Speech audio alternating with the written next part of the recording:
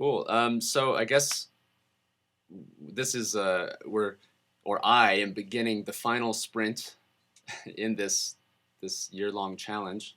Hmm. Um, and I think we talked a lot already in the last podcast about kind of Yeah. my focus for this for the rest of the month, and so I think I'll just do as much as I can. Yeah.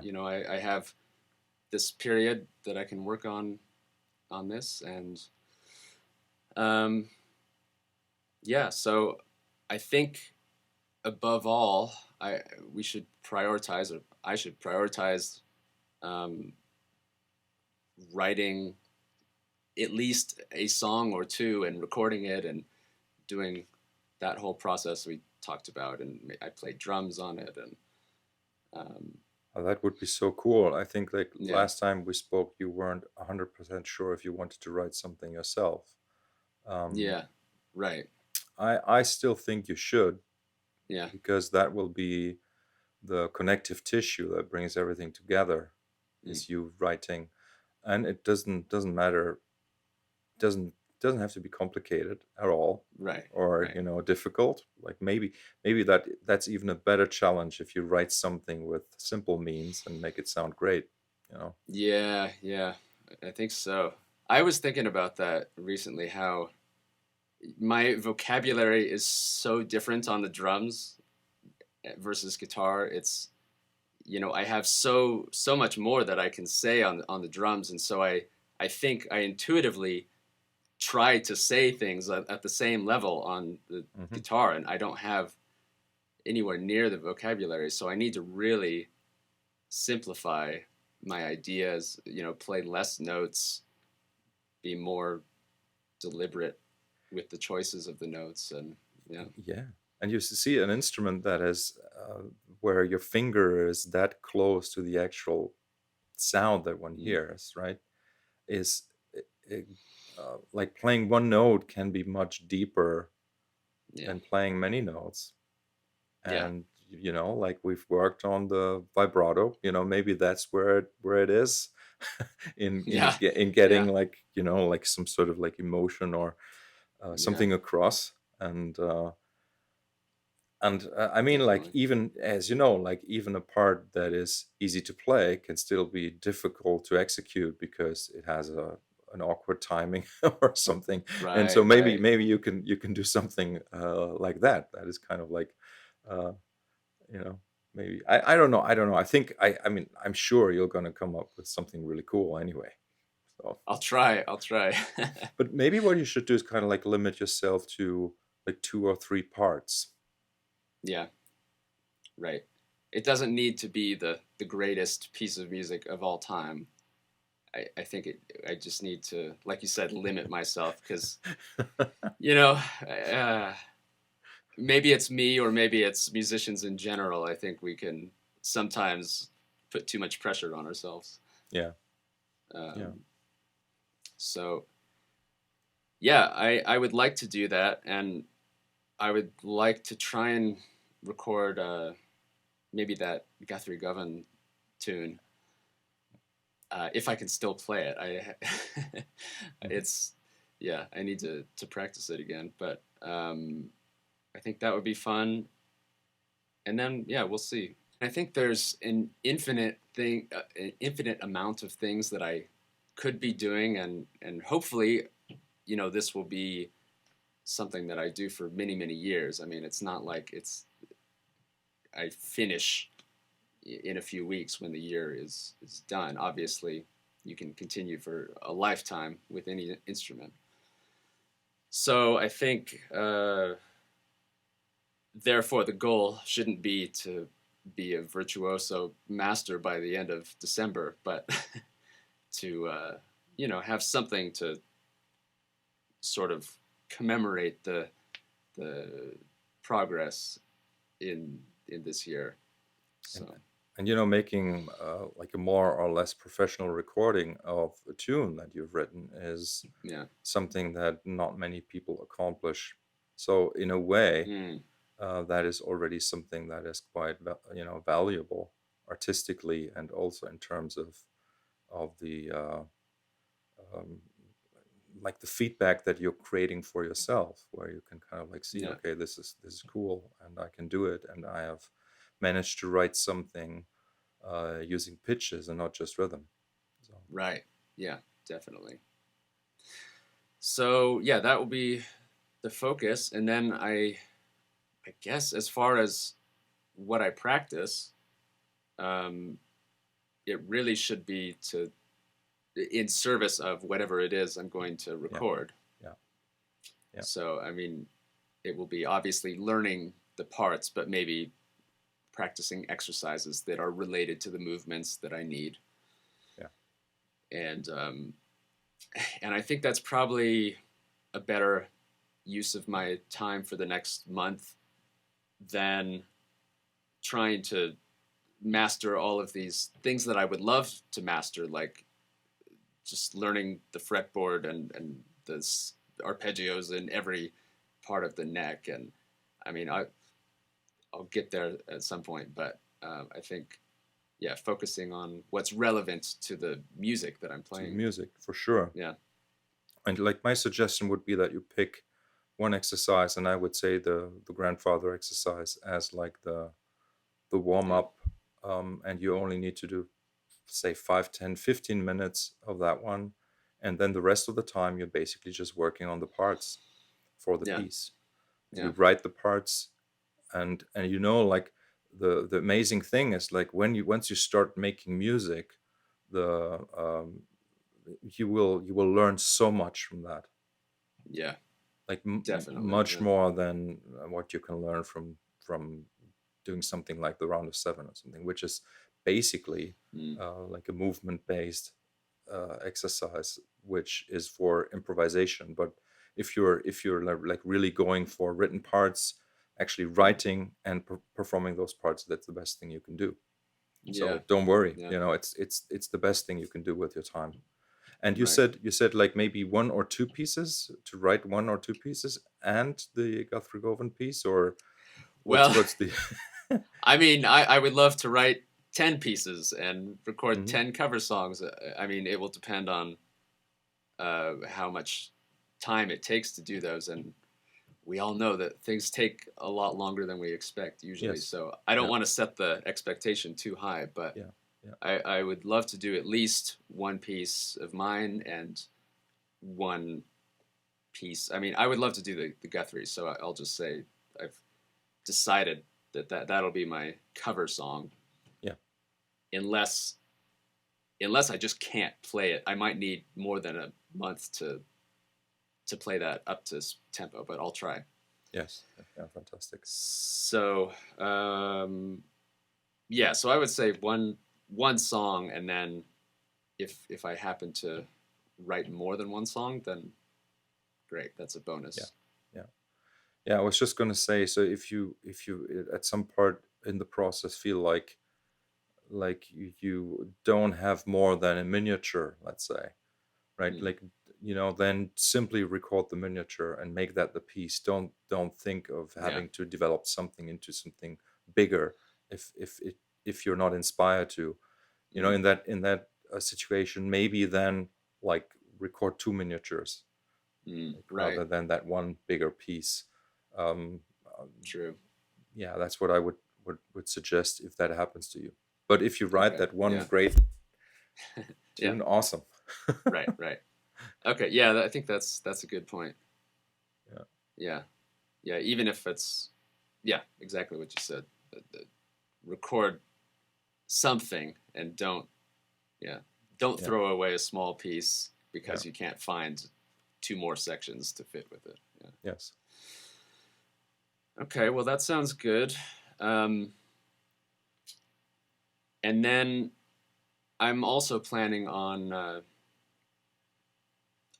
spending some time. Maybe this is getting too much away from the focus for this period, but I want to spend some time just learning to play songs by ear, just listening to things and trying to play them back. I think that's a process that's obviously going to take a lot longer than 3 weeks Hmm. to really master. But that's something that is pretty important to me. I would say is the ear training part of it, Yeah. and yeah. So I think that's another thing I could do a little bit every day. I mean, I think it doesn't have to be anything like I don't have to learn and record all of those songs. I think just spending a little bit of time doing that every day might help train that ear training muscle. But I don't And it know. I mean, what do you think may about? inspire your compositional Mm, muscle as well. true.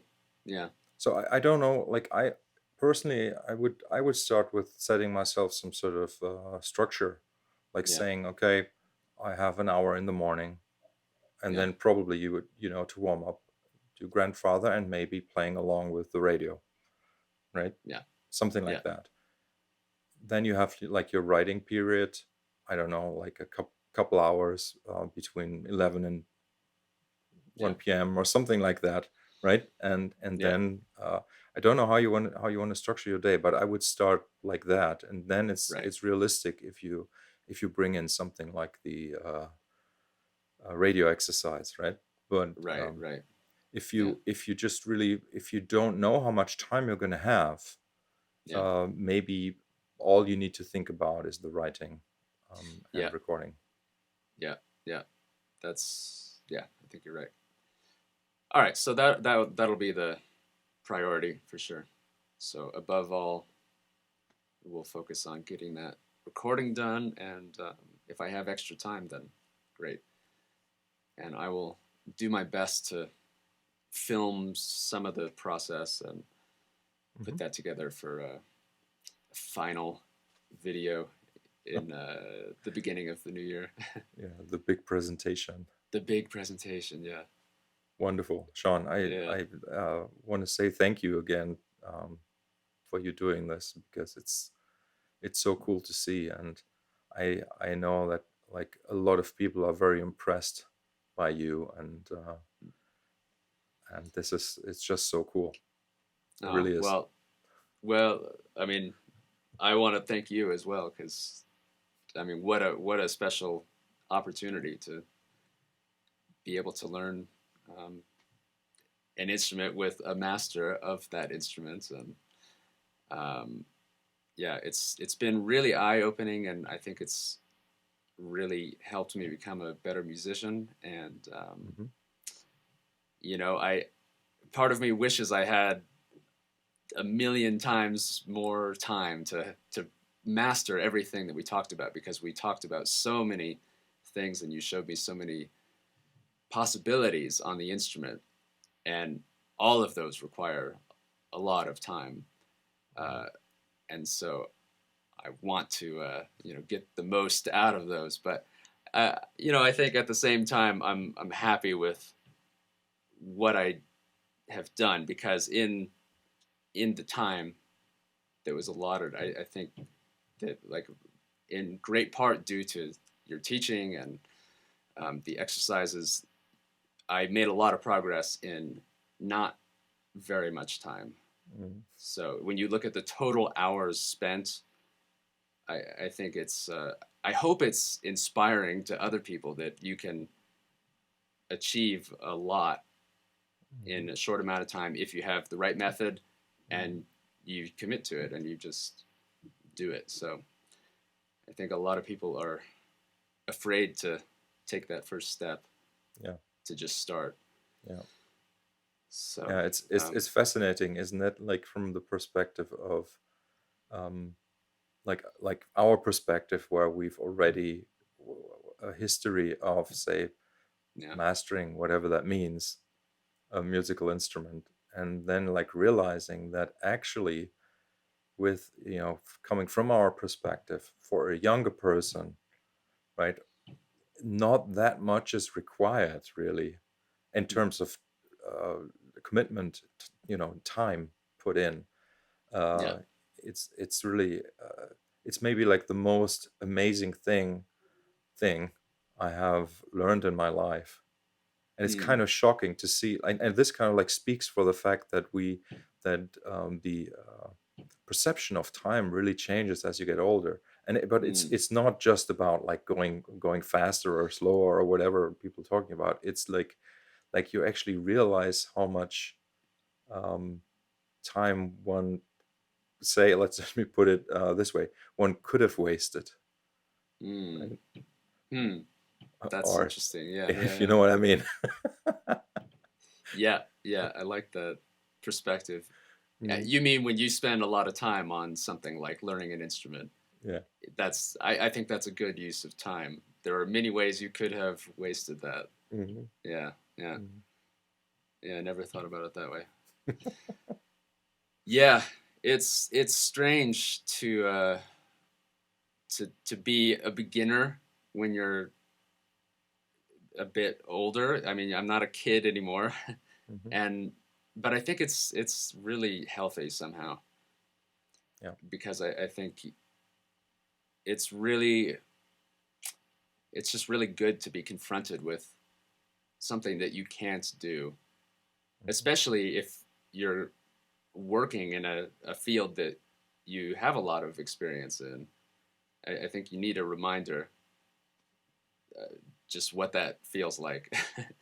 I don't know. I think it's healthy somehow. I think it is because you sort of uh, there's this German thing that you have to translate, that der innere Schweinehund, um, which means Hmm. you don't.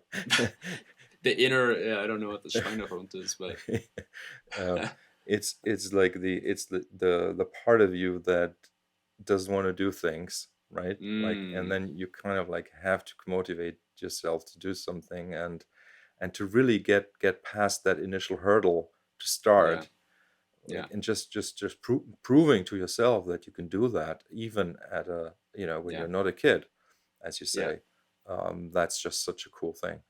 It really is. absolutely, yeah, yeah. So yeah, once again, thanks to you for taking this project on. I mean, Uh, it's no problem. been amazing. So Did you have any time to play or use the instrument in the past?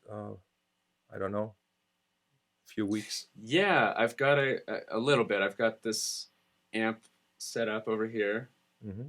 so I don't have all the fancy effects I had with the Line 6, Hmm. but it's just a basic Fender, I don't know, practice amp type thing. Hmm. Um, so yeah, sometimes I'll come down here at night and improvise or Nice. um, yeah. This month has been very busy as far as like drums Hmm. and other stuff, so I haven't had a lot of time to practice like Hmm. exercises, but um, yeah, I have been picking it up just to make music. Nice. So, but yeah, I mean, that's part of that was also because I knew I would have this month to focus on that. So now Yeah. it's time to switch over. Yeah. So when you say So this month, what's your deadline? Is that like the really the end of the year, or Christmas time, or? that's a good question. When is the final touch guitar meeting? That's Oh, that's the on the 18th already. 18th.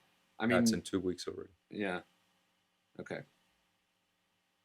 Well, I mean, maybe that actually might be a good deadline. It's less time, but I think if I finished then, and we, I mean, maybe we can have a separate meeting, or I don't know how you want to do it, but Hmm. um, that I'm sure when we have the big group call with everybody, that will really feel like the end. So maybe Yeah. that's a good place to stop, and then I can use the rest of the year to finish putting together the recording or edit the video or something. Awesome. So that's So like 12 days for you there. 12 days, so short but sweet. It'll be Yeah, intense, that's but that's let's fantastic. do it. Yeah, Yeah, yeah, yeah. yeah. Great Okay, show. Yeah. yeah, let's do that. Is there anything else I can do for you today? Um, well, I mean, I think that's kind of it. I mean, I'm sure we could. talk about. Actually, there is one thing that I thought Hmm. that would be interesting to discuss with you. So we did the independence stuff last time, Hmm. and I just this is just an observation I had that is interesting. The difference in the coordination on touch guitar versus the drums. Um, and I'm curious if you have experienced anything similar, but I had the feeling that the coordination, and this is very hard to describe, but it's between the hands and not necessarily between the fingers. And what I mean by that is that the independence between fingers on one hand does not feel the same as completely independent hands and feet Yeah. on the drums. And so what it feels like is there's, let's say, a right hand rhythm and a left hand rhythm. And then the fingers are like a subcategory underneath that. Hmm. Um, so I don't know. I mean, I don't know if that has any implications for. I don't think it. Maybe it doesn't matter at all. But that was just an No, no. interesting. It It, was an it, interesting thought because what it tells me is that these are not 8 different fingers, but it's like 2 very complicated systems. yeah. So coordinating something like the rolls, which is a 6 note pattern, feels to me like if I played a 6 note shape with one hand on the drums, maybe going up and down, I guess 4 Yes. drums, just like 4 frets. Yes. That's what it feels like. So that's um, yeah. I don't know. That was just No, something that I it's noticed. absolutely you're absolutely right with that observation. That's why these these basically in the last lesson we did, I showed you both kinds of independence. One was like where one hand was doing the full roll and the other hand was doing the roll groups. Yeah. Remember that? Yes. Yeah. So basically that's where you unlock even though there's no real reason for it, because like if we use our hands we hardly ever do like mirror image movements, or Mm. there's hardly ever symmetry when we pick up, say, Mm. yeah, when we pick up a box maybe there is, right? But Mm-hmm. picking up two glasses, even then there is no symmetry. Yeah. Yeah. Right. So but with what happens when you play the touch instrument, you learn the rolls, what happens at least for like 99% of the people that I've worked with is that if the brain sends finger one out to one hand, Yeah. the other hand is primed to also use the first finger. Yes. Yeah. So that is like the first thing we need to kind of like unlock from each Mm. other, is the face of left and right hand, let's say, Mm. Yeah. right? Yeah. So once that's accomplished, that is completely out of the way. Like it can Mm. be completely out of the way just by doing this exercise I've shown you last time, the roll groups Yeah. thing. Yeah. Yeah. And then the other kind of independence or interdependence is actually listening. It's being Mm. able to hear, as you call it, like I know, like you hear like the big rhythm, the whole thing, the combination of whatever there is. Yeah. Yeah. Um, for me, it's more like hearing the two lines, like the polyphony, hearing the Yeah. polyphony as it Yeah. happens. So it's Right. less about grasping the whole; it's more about grasping each individual Right. state that kind of like appears, right? And Right. and that happens if you say have like your bossa nova bass line and you learn to play across, just like the three eighth note groups, for example, or you actually compose a little phrase and then you should learn to shift the phrase across the bar and stuff like that. Mm-hmm. That will give you that independence that is actually comes from the musical perspective. So that's all there is. There's the physical, which funnily enough is separating left and right fingers from each other. So it's not within the hand, Yeah. not really, right? Yeah. And then it's that whole picture that we hear from a musical perspective, which has to be solved by addressing the the, the part that each hand plays individually. Yeah. Yeah. Yeah, for sure. Yeah, and the my whole thing with the big rhythm is not so much about individual parts, because I do think you can hear two rhythms at the same time. I Mhm. think for me it's really only about the time signature. Like everything is unified by one pulse that Yes. you decide Yeah. in your head. And that's all I mean by the one rhythm, Yeah. is you have to choose Yeah. triplets or sixteenths or what is your subdivision. But after that, yeah, you can have lots of rhythms happening within that. So Exactly. And if yeah, you have like the extra pitch information on top yeah, of the rhythm, like that you get by playing melodies, it is easier even to kind of like grasp a melody as a unit and to have some other melodies. So like to really grasp the polyphony as hearing two melodies, not at the same time, but at the same time as they unfold. mm, That's how I would describe it. hmm, yeah, yeah. And you know, how much are you noticing the relationship, like the harmony that's created by two melodies? I don't know if Yeah, I know what you mean. yeah, Like the intervals being created basically between the two yeah, parts, right? yeah, Um, yeah, I noticed them because like do you have like a scale of I don't know how to say it, of hotness, mm, right? mm, Like some intervals yeah, yeah, like they're super easy yeah, bland, and then you have something that's very very spicy, yeah, yeah, right? So I do notice that, but then sometimes it doesn't really matter because like once you right, realize something is just being like if you play a pattern in 5 and a pattern in 7 and those create dissonance in some parts, in other parts they don't, yeah, it really doesn't matter that I don't hear it as much as dissonance anymore because there's the rule that drives each part, right? yeah, yeah. And the repetition of each part sort of then legitimizes the dissonance. Yeah, yeah, for sure. Yeah, the context matters a lot. Context is everything. I Yes, mean, you can play the same interval a minor second, and in some situations it might sound dissonant, and others exactly. not. It depends Others what's before you and don't even after. notice it as being dissonant. Yeah, Yeah, yeah, right. exactly. That makes sense.